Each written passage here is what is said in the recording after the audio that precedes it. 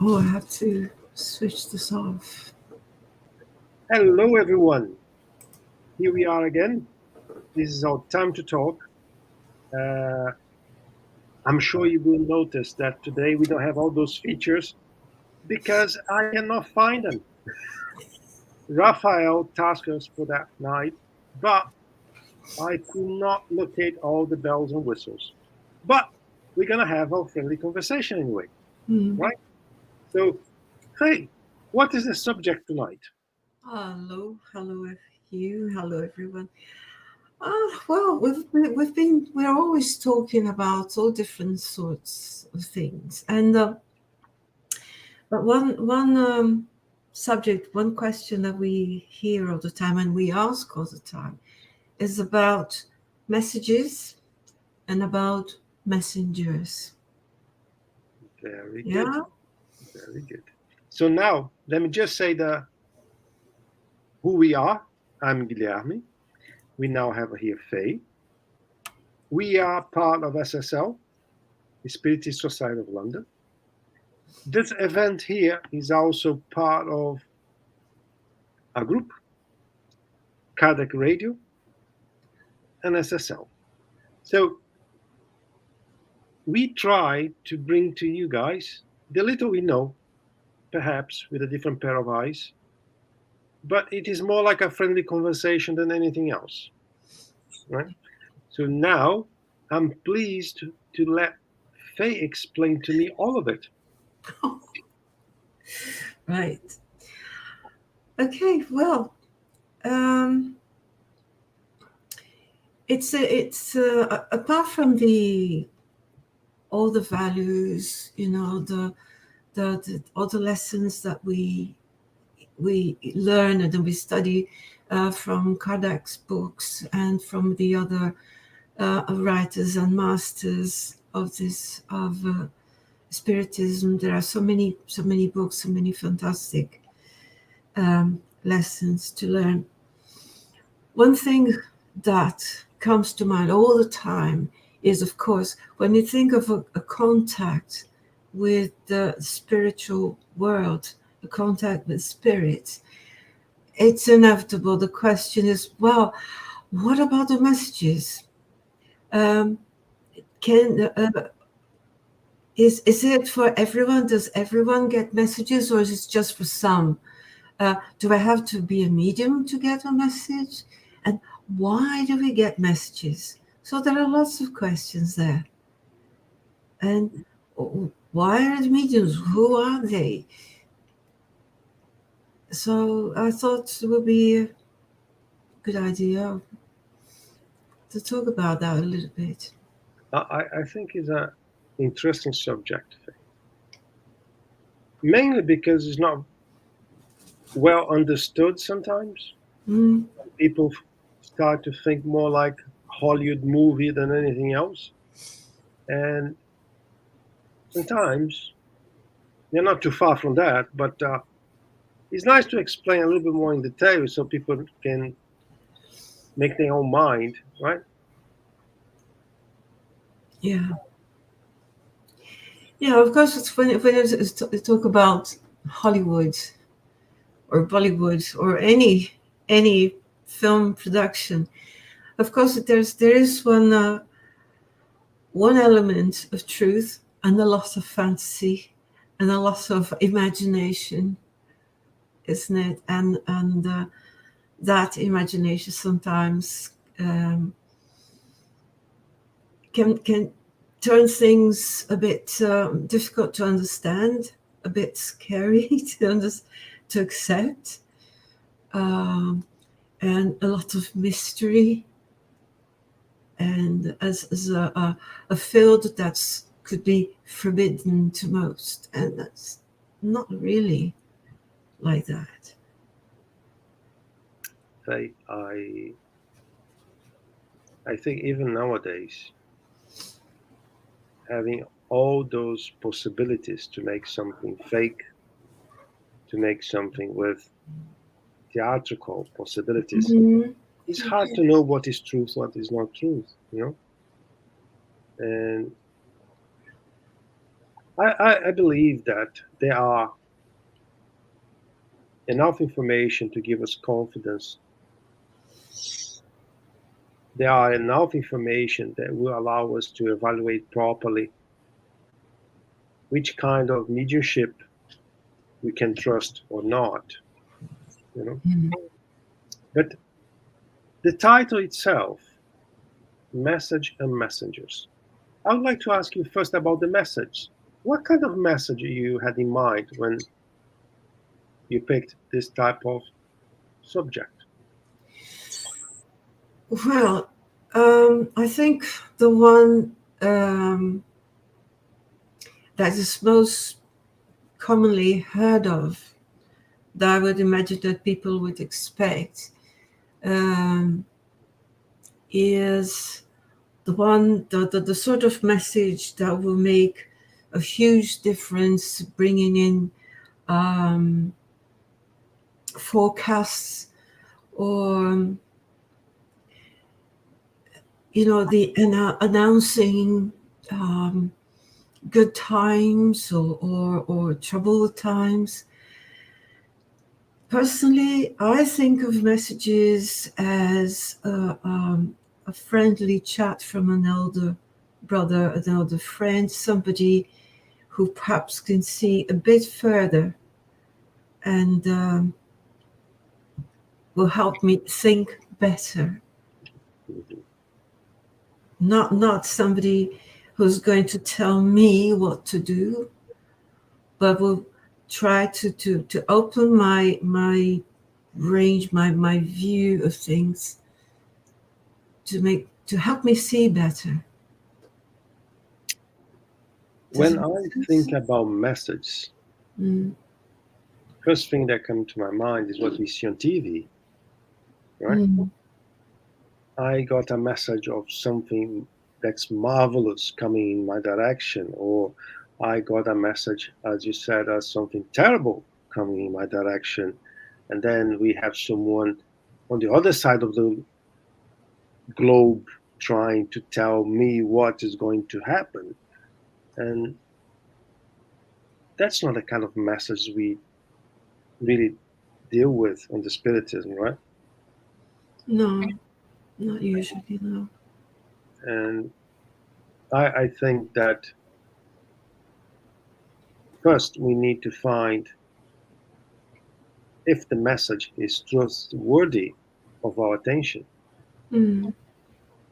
Even in the Spiritism realm, if you like, sometimes we see messages that people used to send by WhatsApp or by email or something like that. When we really analyze the message, I think there's something wrong here. Right? So, what do you think about that? Yeah, I think I think it makes me think and step back a few, give a few steps back whenever I hear something that's too spectacular, uh, monumental, like a monumental revelation of this and that. I'm not saying that this sort of information cannot ever happen, but I think it's unlikely that higher spirits would throw onto us anything that's going to be disturbing. I don't think it's an aim of any higher being to disturb and scare the others. Just as we living here, let's imagine that any of us would be in the position of knowing something that could be a threat to community, and we would find the best way to be proactive, to be less harmful to them, conduct those people, that community, to a safer place, to a safer area, maybe it's physically, geographically, maybe their behavior, rather than just throwing in something that will be an impact to shock them. I don't think higher spirits would do that. Do you agree? I How do do. you see that?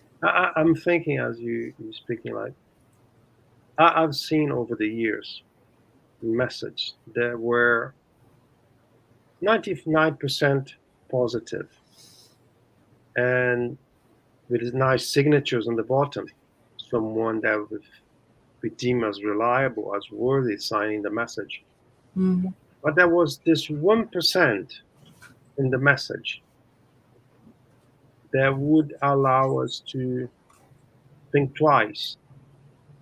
Because a message coming from a benefactor will never come to install terror, will never come to destabilize something that's working already, if you like.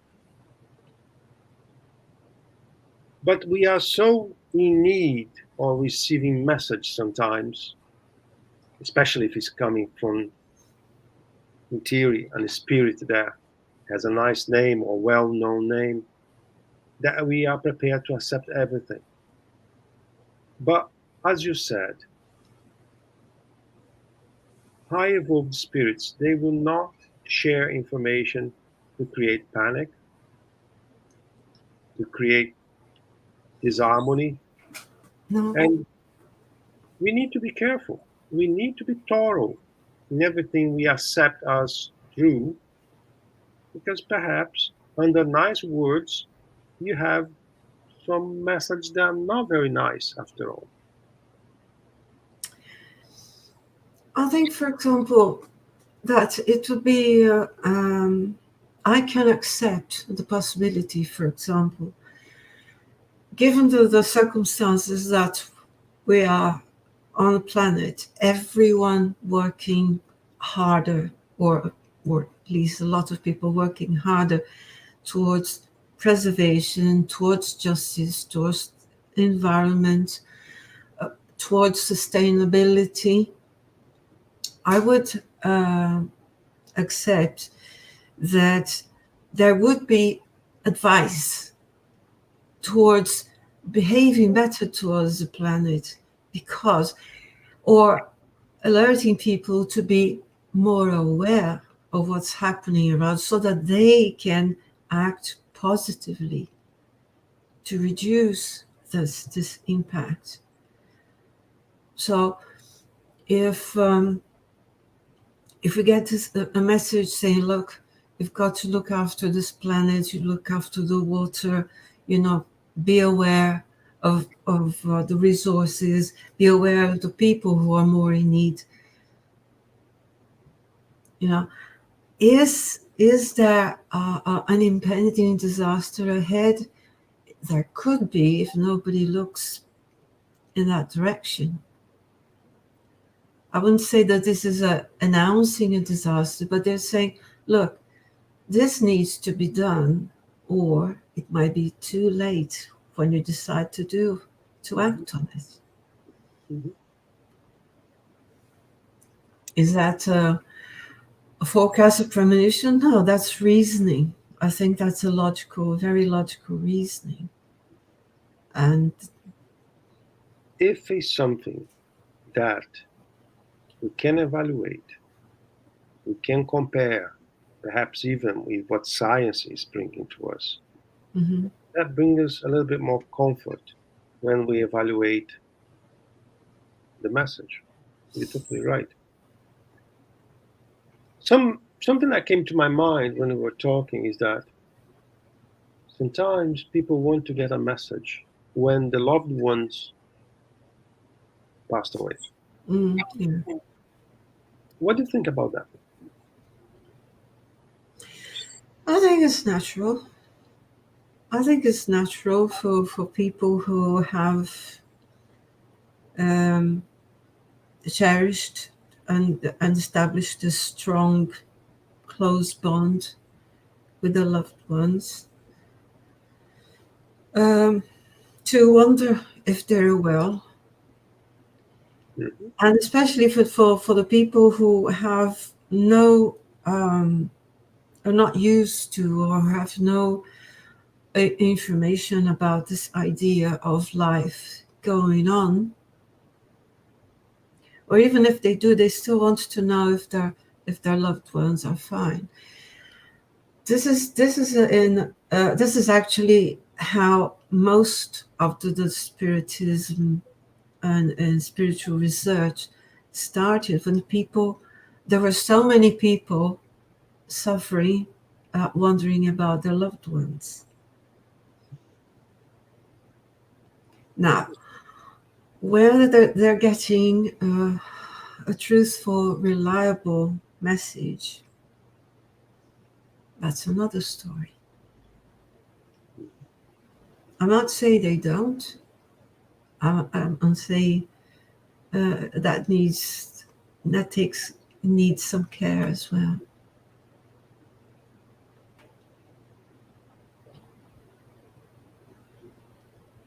How is that message process, if I can say like that?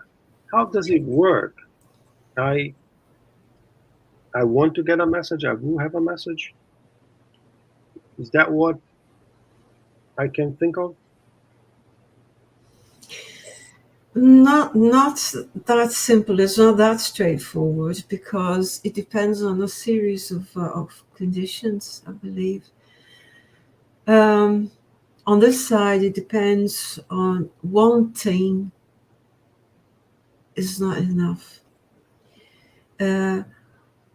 For somebody to be an intermediate, to be a medium between the two dimensions, the two worlds, you need people who are experienced, reliable. And on the other side, the person who's passed on must have conditions, must be ready to do that, must be allowed to do that. Not because there's any prohibition per se, but because for the well-being of all involved. Just as you wouldn't expect somebody who's ill in bed in a hospital to go out, to leave the hospital bed and do his work at the office. He will eventually when he's ready.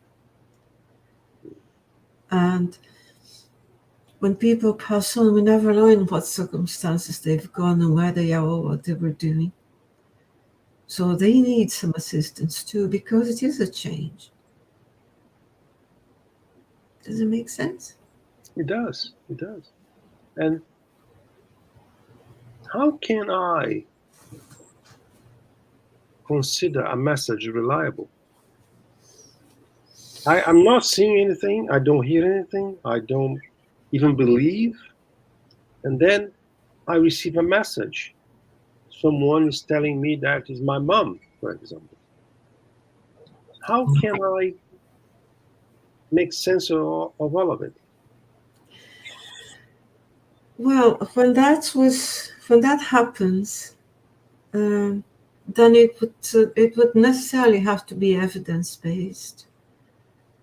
There would be from the communicating spirit some sign that you only understand, that you understand. There will be something that you would look and you would read and say, yep, I recognize this person. The medium doesn't have to know. It's best the medium doesn't know anything, because the medium is a messenger. But so many times we hear of a spirit saying, hello, Mama, it's me. Do you remember this and that? So a little detail, something that only Mom would know, because it was an intrinsic part of their relationship.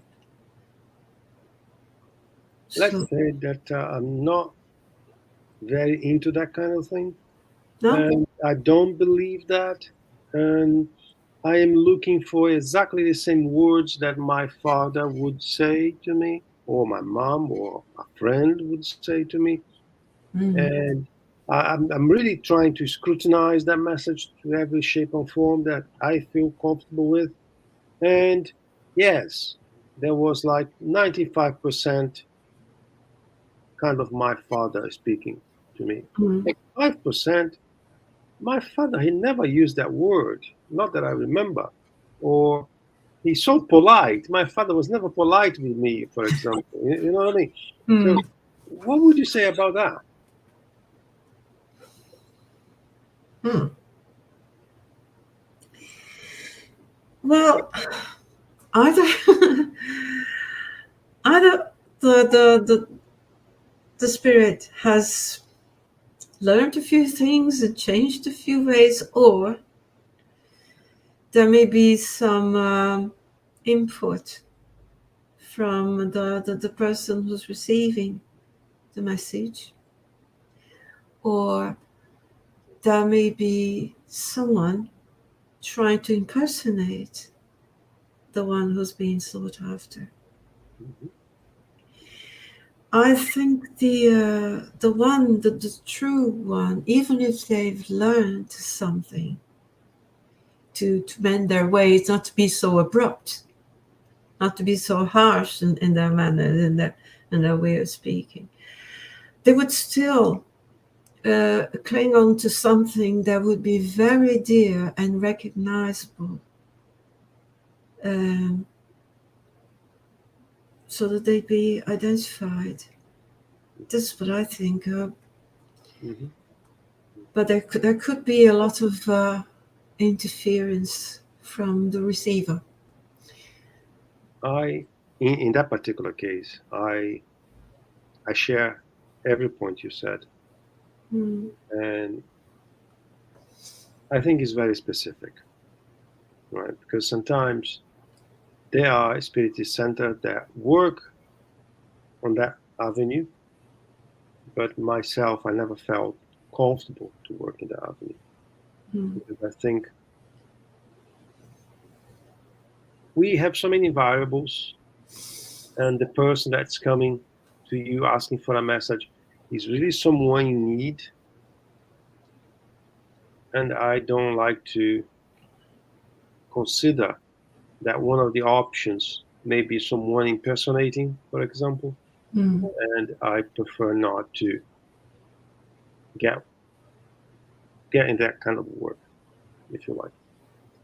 And I know Yeah. serious people that do. I know serious people that do, but as Chico Xavier used to say, you don't call from here, you receive the call. And sometimes the call will not come. And then there's nothing we can do. Yeah, it's not. It's as if we summon anyone. We can express, of course, we can. It's natural to express this desire of receiving some information. I'm sorry. I'll have to get a glass of water. I'm sorry. That's okay. In the meantime, I will speak here a little bit as well. Please. Uh, I had a passage, an event, Spirit Center, that one part of the group wanted to go on that avenue and to exercise that possibility to bring message to people that are in need, right? And another part, including me, I was not in favor of doing it for the reasons that I mentioned here. And bottom line is that we decide to ask for benefactors. Should we do this work among other things we already do? What you guys would say to us? And the message we received from the benefactor were, well, it's a very specific job. very specific task, you can do, but only with those two mediums. And I can tell you that institution I was part of it had a massive number of mediums, a massive, had at least 20 mediums available as day-to-day thing. And the guides, the spiritual guides said you have to use those two mediums. Why I'm saying that? Because it's very specific. Yeah. The medium needs to be prepared. The institution needs to be prepared.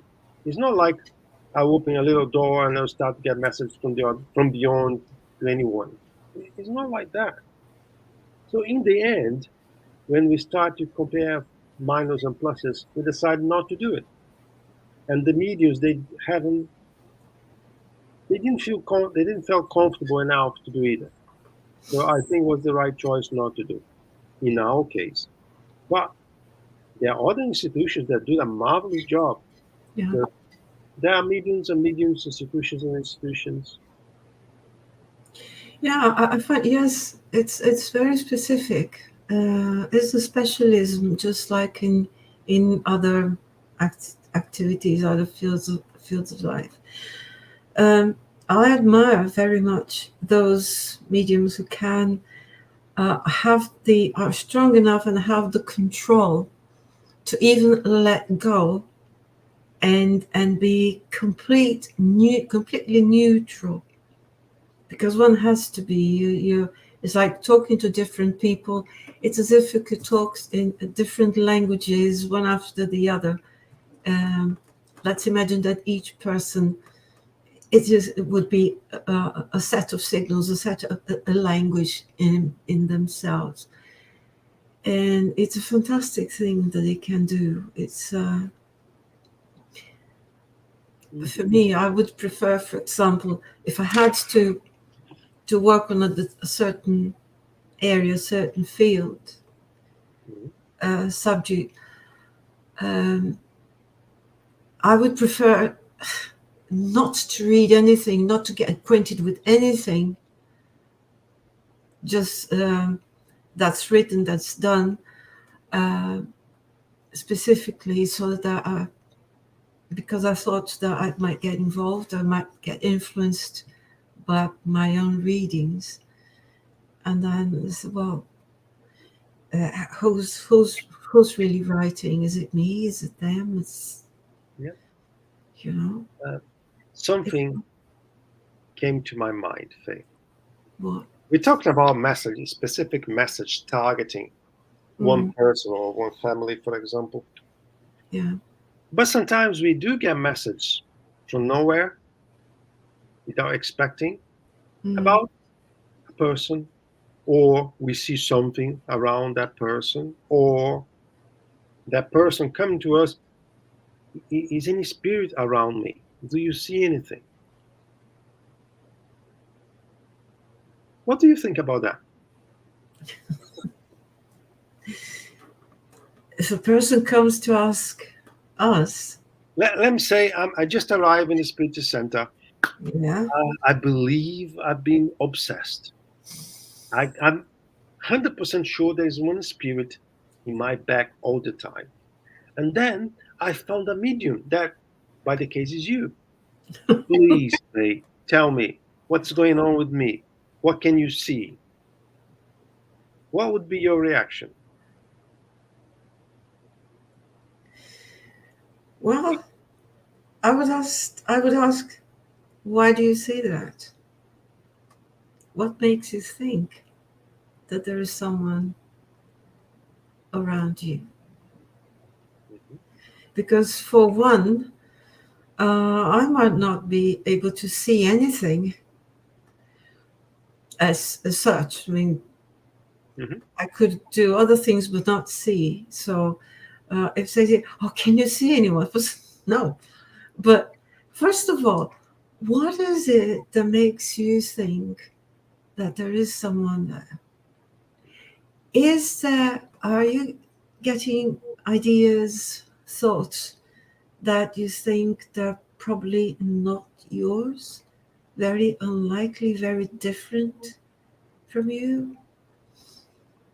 What's your environment? What's happening around you? So I would need to more elements to analyze that case before I even ventured. Because even if I could, let's imagine that I was a total X-ray and I could see everything.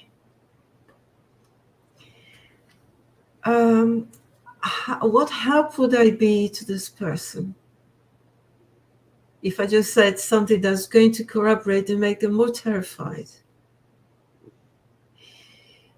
If my reasoning would be, well, if I see something that's negative or not so positive around him, that's probably because it's tuning into that, because I don't believe the other way around, the spiritual world is going to have such an influence that's going to dominate and tell him what to do.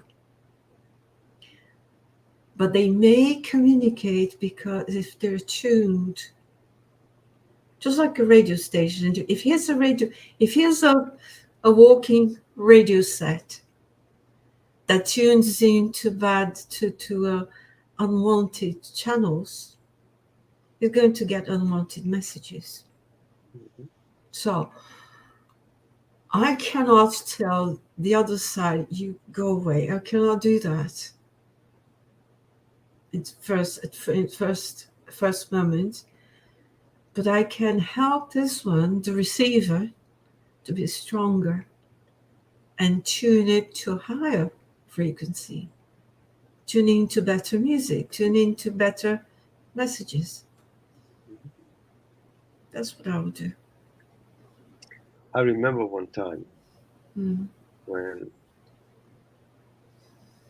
one man came to the Spiritist Center, and one clairvoyant medium was very helpful. Yes, that's true. There's one spirit with you all the time.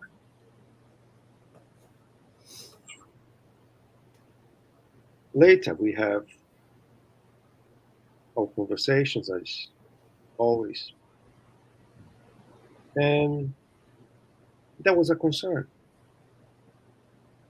What if this person that came asking to ask for help were having suicidal thoughts? And that little piece of information you just gave to him was exactly what was missing. He left the center, and perhaps that piece of information helped him to make his mind about doing what he's supposed not to do. Or if you don't go on this extreme, perhaps the person became so afraid that was a bit panicking when left the institution, did not pay attention on the traffic, and had an accident. Something that you said was very important.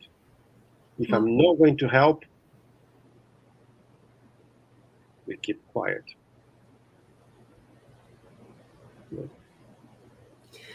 Because I think it's I think it's a matter of compassion too, because you see someone who's suffering. I'm not saying, I'm not even suggesting that we should and will be deceiving anyone. But it's a matter of saying how ready, how mature, and how healthy the person is at that moment to be given a certain amount of information. Exactly. Yeah. So this is another thing that I've heard. I haven't see what you feel. I've heard some people, not too many, thank God, is that they say, well, I'm all for the truth. I speak the absolute truth. I don't tell a lie. Fine. That's a lie already. Yeah. But, I'm for the truth. I'll say exactly what I know, exactly what I can see. Right. But I think this common sense and compassion has place anywhere, everywhere. You know, why do we, if we have some news, some bad news, some sad news to give someone, why would we normally try to make sure that the person is ready to take it? If nothing else, please sit down. Tell me, isn't it? We choose the words, we choose the words, we choose the pace, we look at the person very carefully. We look after the person before we give the news. There is something also very important. Mm. Mediumship is to help people. Yeah. Mediumship is to be used as charity. If your reaction does not help, this is not charity. No. If you're creating panic, you're not helping. If you are creating fear, this is not what the person is in need right now. No. So we need to keep that in mind. You know? Yeah, because it would be an exercise of vanity from the medium, for example. And that's, well, I'll say the truth, and what I see is what I say. That's for my vanity. Is it to show how good I might be? Is that really true, or that is your lenses that are allowing you to perceive like that? That could be the medium lenses instead of the real truth, because quite often we see what we want to see. We understand what we want to understand. And perhaps the truth is a bit different. Faye, Yeah. we used half of our time speaking about messages. And I have so many other thoughts, but I would like to speak too about the messenger, because I think it's important. Yeah. What do you think? Oh yes, it's the other half of this subject, isn't it? Just as the message is not meant to command anyone. I mean, the good, proper, reliable messages are not meant to command, to restrict, interfere with people's life, restrict, interfere with their free will. Neither should the messengers attempt anything like that. And then they also have to be very careful, or more careful even, when to who and what they tune into. Can you elaborate a bit more for me? I'm not getting what you were trying to say. Can you elaborate? Well, just being a medium, just being sensitive, just being an ostensive medium, let's say. But that is in it. It's not enough if the medium doesn't work towards refining perceptions, understanding, learning, and an ethical behavior, ethical, charitable behavior towards everything. Sorry? I'm thinking here, oh dear, I have lots of questions for you tonight. Oh boy. Hey, Yes. I have two mediums.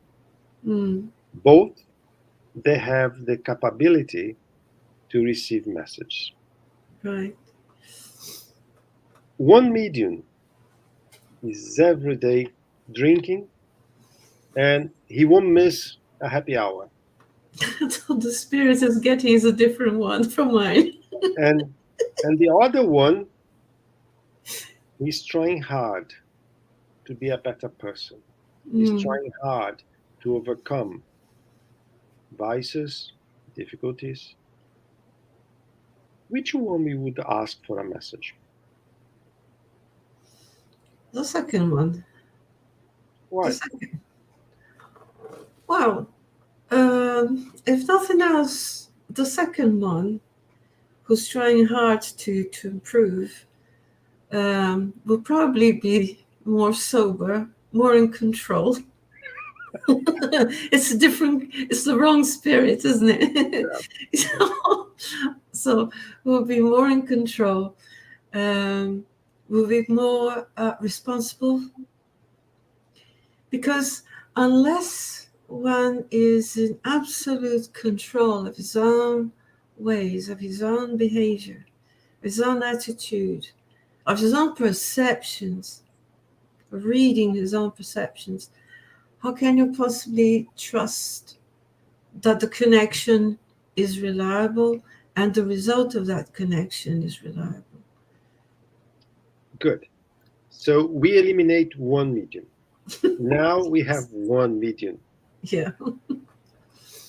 Should this medium try to be on the spotlight all the time? Should this medium try to get involved with things that are more mundane, if you like? Things, normal things of life, but things that are not very much connected to the spirituality as such. What do you think?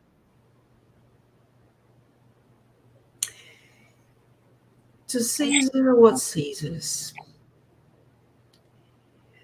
What I think is a medium, a working medium, is already too busy to have time or the will to connect to anything else that is not managing their lives and the work that they've committed to do.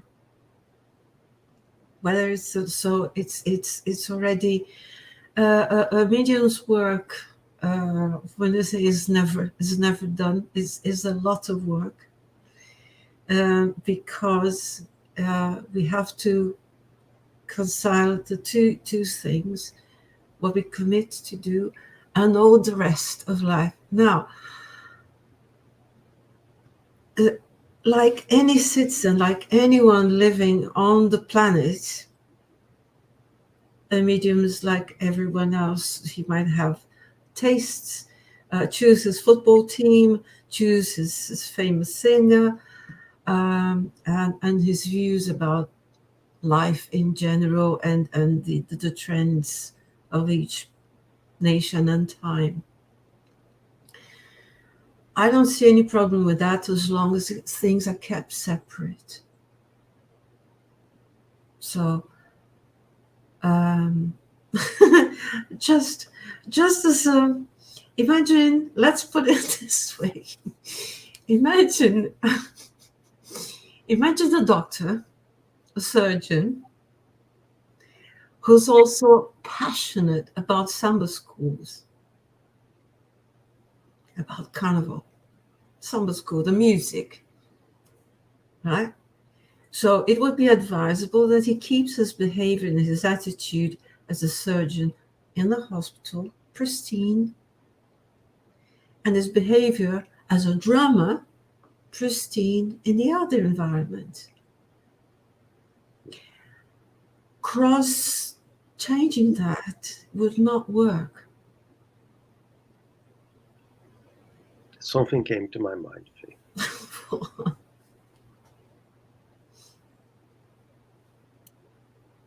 I was told by a very dear friend Mm.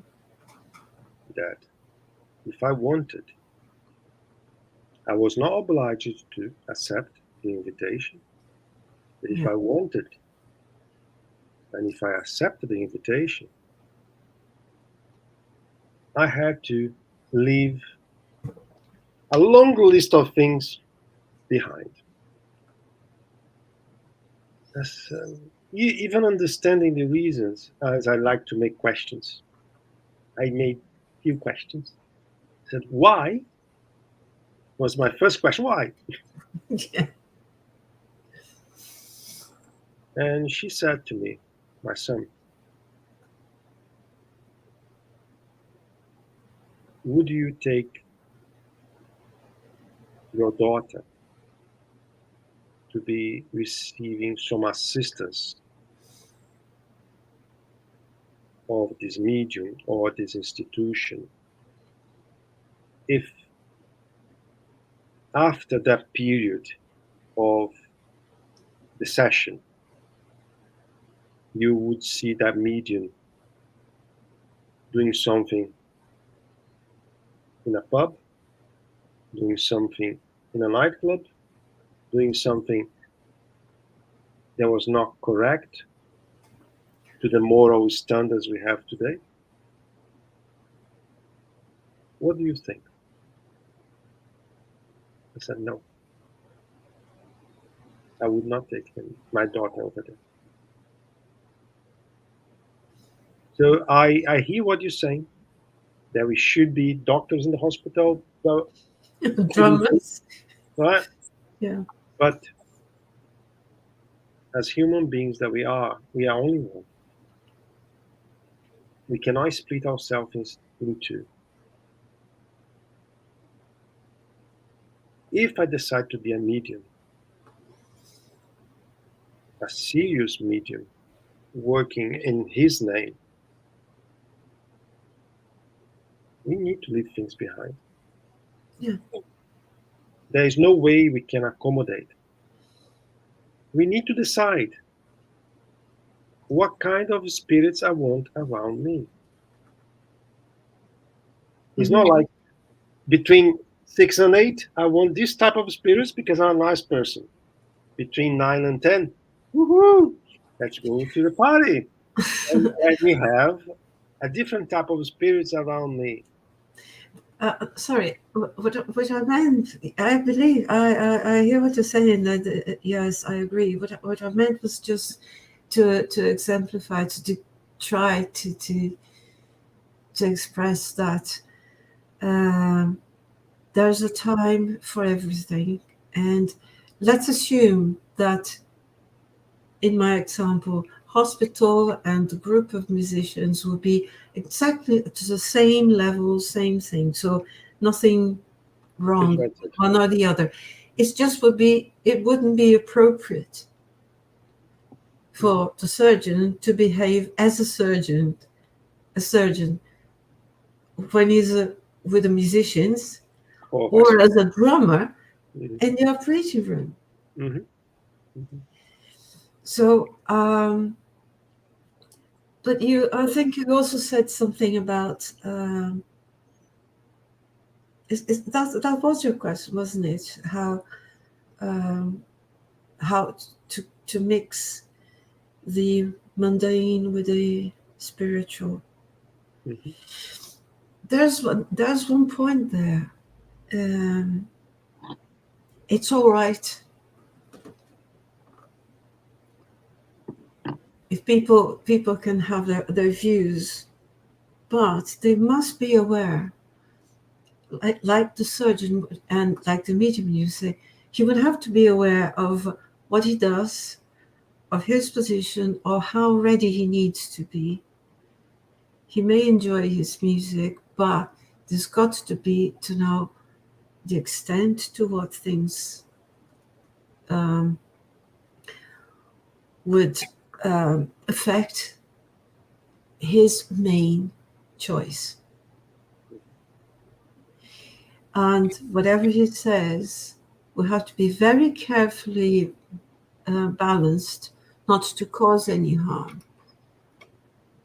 not to influence anyone negatively.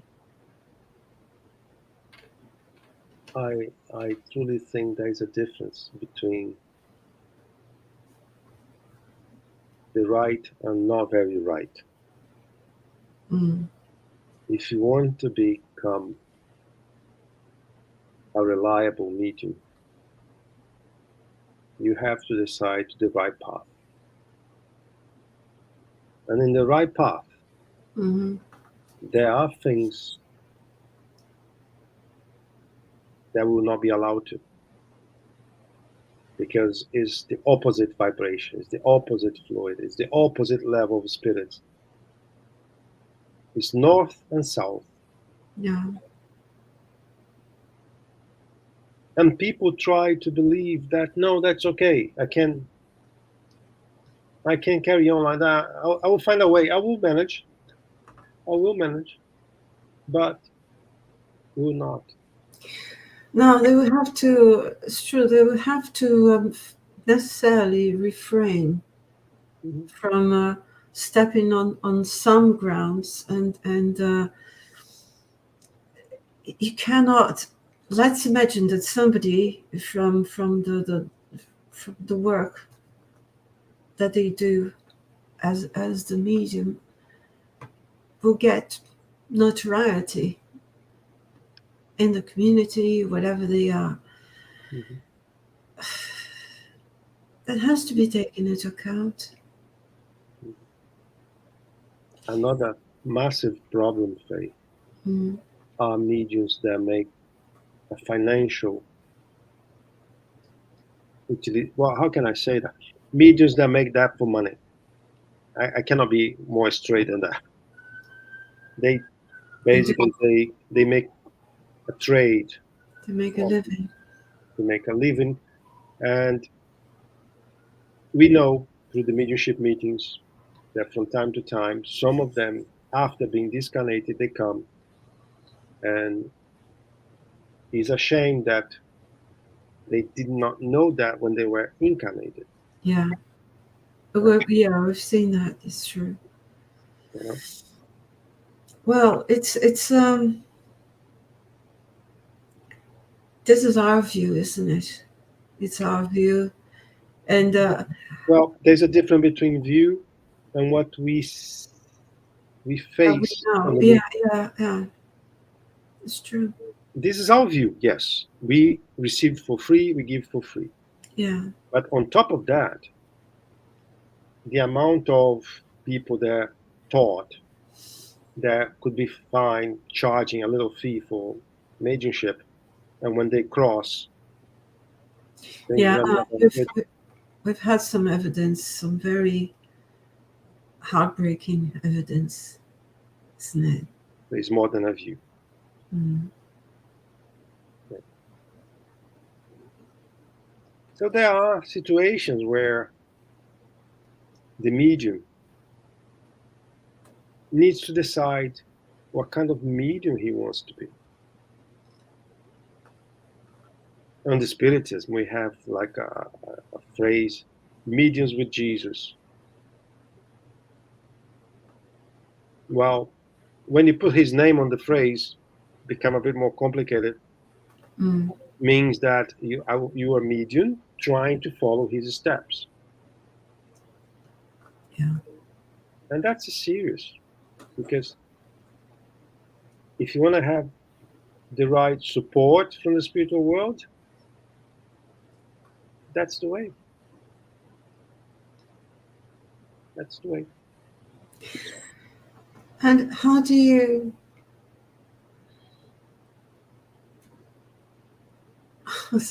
How do you see the people who say, "I think I'm a medium," or "I would like to be one"? What would you say to them? Why? It's my first question. Why? Depending on the answer, we can help you. Depending on the answer, I'm sorry, I cannot help you. Let just make it clear. Which type of answer would receive my help? I want to help others. I want to do charity. I want to be involved in a way that everything is okay. Mhm. I want to help. Very nice. On the other hand, I'm having some financial difficulties. I would like to increase my money at the end of the month. Well, sorry, I cannot. I cannot. That's an interesting point. I read somewhere. I don't know if it was the lines. I don't know where. I can't remember now. That one characteristic of the mediums, whenever because you mentioned, I've got some troubles. Maybe I could make a few bob, but I saw this as all the greatest masters and mediums that helped to form Spiritism. They're always in trouble. I mean, they led despite despite their education, their qualities, their qualifications. They always led a very modest life. Mhm. They worked tremendously, Mhm. but all the titles and all the diplomas and all the things helped them to do what they did. But richness doesn't, material wealth did not come along with that. It is not part of the deal. Yes. And there's another view. Hmm? That very same person who said, I'm looking to make some profit on it. But I would like to know a little bit more about consequences, about how you feel like, why you. So there's another avenue that we can exercise. It's also our obligation to show to them why we are advocating one avenue, not another. And then, after that person receive that information, it's entirely up to them as well, up to him or to her. You know. But if the person really understood the reasons why, it's difficult to try to make a living of it. It's difficult. Mm. Yeah, I'd just like to point out that we are not in any way, I'm not in any way making any link, any association um, we don't condemn anything. No, People not live from what they rightfully do. They live from they earn whatever as much as they want and they can. That's fine. That's fine from their day jobs, from whatever it is that they do. Why is it that we normally work at night? because we have to work harder during the day. Because we all there's a tough day job ahead, Yeah, isn't it? I agree with you, Faye. We do not condemn, No, but I cannot ignore the consequences either. So if no. the person wants to do, it's up it's up to them. I can explain what I know, what I think, or what I experienced, but if the person doesn't feel like, ah, that's okay. Yeah, because it becomes a bit of a sensitive topic, but it's true because at the end of the day, people say, "Well, how do they do it? How does she do it? How does is that her? Is that how she earns a living?" No, If no, no, no, no. I am like we are grateful, and we work really hard, just like everybody else. Mhm. And the mediumship work is a bonus, is an extra that we do on top of everything else.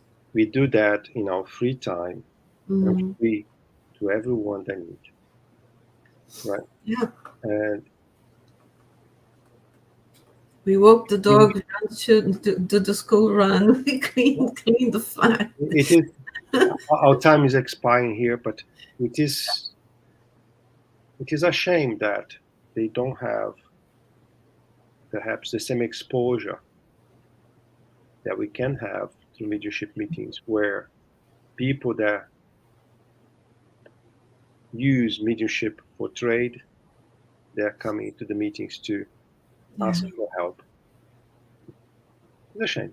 But one day, as I used to say, Faye, when we pass away, we all will know what is right, what is wrong, who is telling the truth, or who is not telling the truth. That's the only certainty we have. If you don't want to believe, that's fine. When you pass, perhaps you see in a different way. As for myself, I trust the master. Well, it is our time, and as you can see, it was more like a friendly conversation than anything else. I hope that this conversation may help someone along the line. Yeah. Oh dear. I'm sorry. I'm not very familiar to using the bells and whistles on the StreamYard. I just click a button now, and I see there are messages. I really miss Rafael here. My bad. But the time is over now. But we can. I will try to keep those questions to the next event. Yeah. Sorry, I'm not very computer thing. Sorry. Maybe But we can extend Marco, it next time. now I see that Marcos here with us with some questions, comments. We'll try to elaborate about that next time, Marco. Sorry. Well, thanks a lot for the opportunity to be here, Faye. Thanks. Yeah, thank you for being here too. Thank you, Marco. Sorry again, my bad. Sorry. We can now blame Rafael because he's the one who knows how to do this thing. So now You me. pilot. Sorry. But yeah, I'm very glad to be here again.